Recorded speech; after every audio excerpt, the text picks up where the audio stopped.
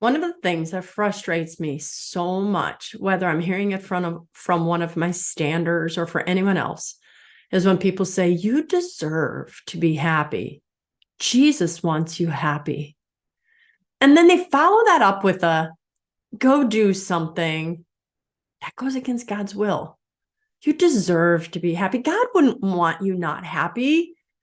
If your spouse has left you, go find someone else. Be happy. Further on your prodigal spouse says it. I'm going after something. You go after something makes you happy.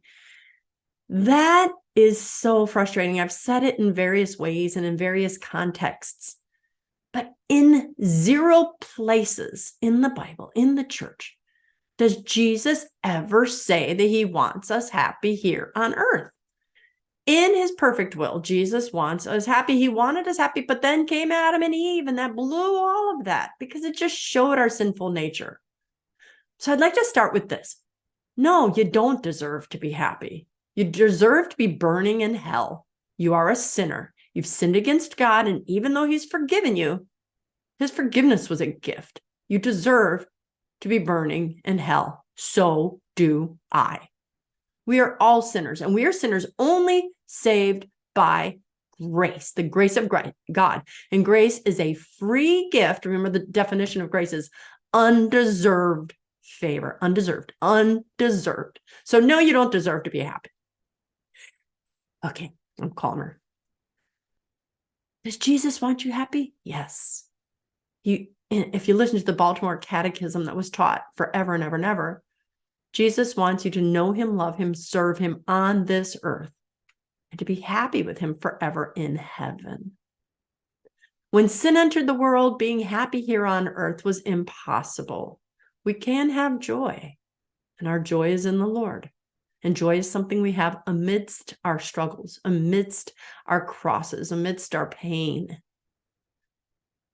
But happiness, that's temporal. Happiness is external. Happiness is fleeting. Happiness is not going to last. Not on earth. So when we are told, and again, this isn't just about marriage, but of course I have all my standards, so I'm always going to start with that. What we are told is to carry our crosses. That is said a million billion times.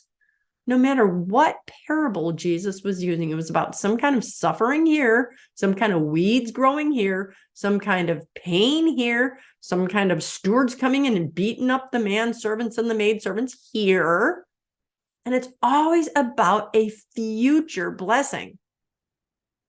Our God will bless us. And I want to just remind you about the Beatitudes.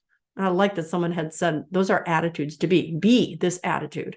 And so just reading them, blessed are the poor in spirit, for theirs is the kingdom of heaven. Okay, that's in present tense, but every single one of them is a do this on earth, and here's what you will have, future tense, will have.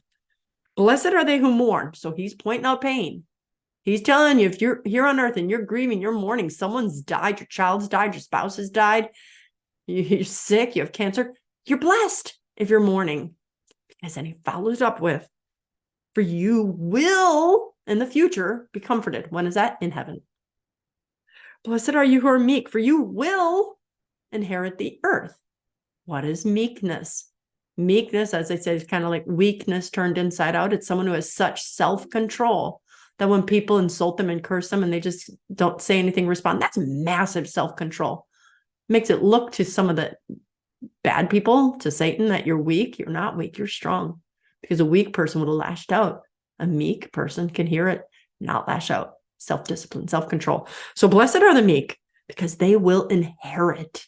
It'll be yours. You'll own it. The land. When? Will. Not today. Blessed are they who hunger and thirst for righteousness. Means you don't have it today. You wish it was around you. It's not. Because as you lack for that righteousness on earth, one day you will be satisfied. Guys, blessed are the merciful, for they will be shown mercy. Blessed are the clean of heart, for they will see God. Blessed are the peacemakers, for they will be called children of God. Blessed are they who are persecuted for the sake of righteousness, for theirs is the kingdom of heaven. I want you to realize what God is always calling us to. He never says, I want you happy on earth. Find a Bible verse that tells me that. Put it in the comments. I don't think you're going to win. But he always says, pick up your cross. You're going to be blessed by picking up your cross. That's why my standards are such holy people. Are they sinners? Oh, yeah. Have they made mistakes? Oh, yeah, because I'm a standard too. I've said things out of my mouth that I'm like, I've lashed out. I've gotten angry. It's perfect. My standards carry that cross. And they refuse to put it down. They, like Jesus, may drop and fall every now and then.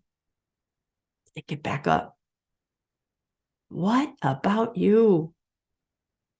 Do you lash out in hatred against God? My family member died. I hate you, God. Because then you're putting your cross down. Do you become atheist? I hate you. God doesn't exist. God wouldn't exist who would allow this. Actually, if you read the Bible, the God who loves you, he does want your happiness in heaven. But he's trying to show you the beauty of the cross. I wish I were perfect. I'm not. I wish I could do a perfect video. I can't. But I do want to point you back to, don't listen to the prosperity gospel. Don't listen to people who say, God deserves you to be happy.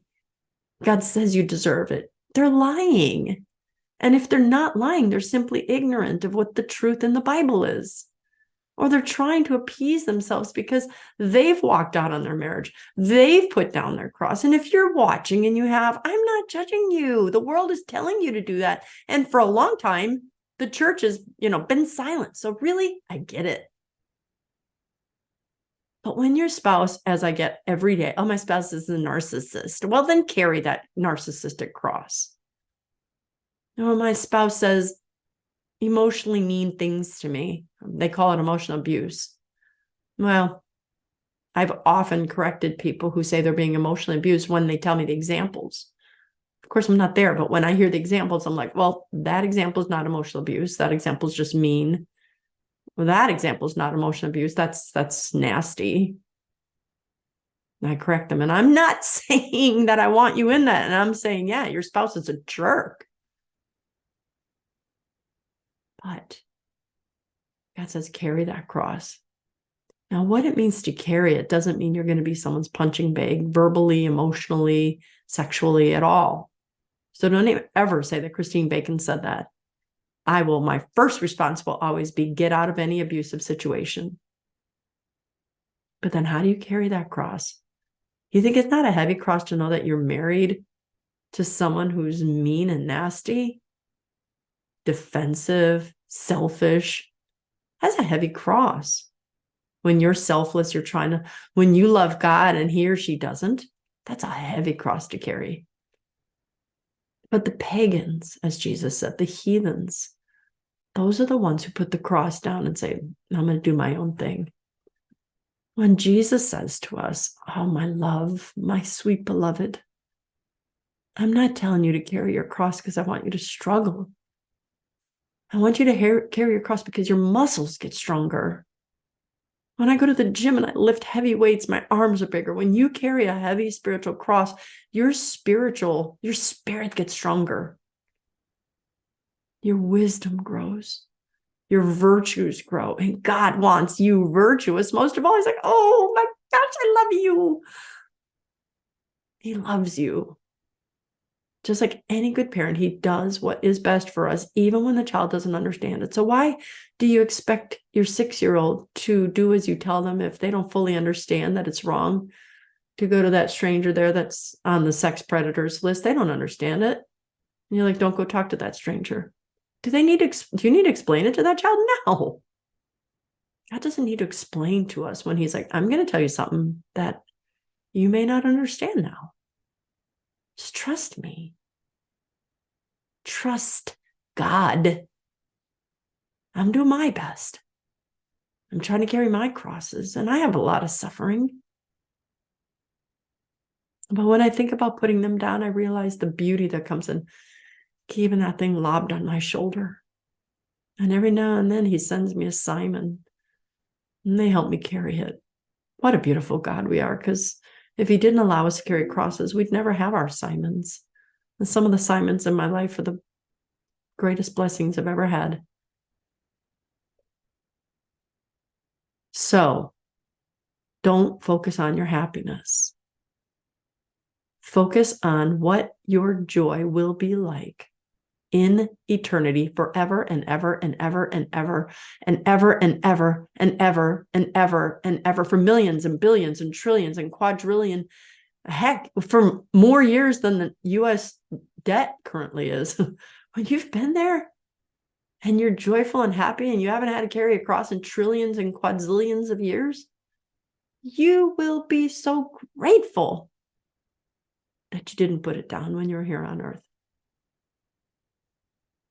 Let me know your thoughts. I love you, even if I've never met you, because Jesus commanded me to love you. I love you whether you're my neighbor. I love you whether you're my enemy. I just want you in heaven, because my daddy wants you in heaven too, and I trust him. I'm Christine Bacon. Thanks for watching this informational Bacon Bit. Please, please, please choose to live your life sunny side up.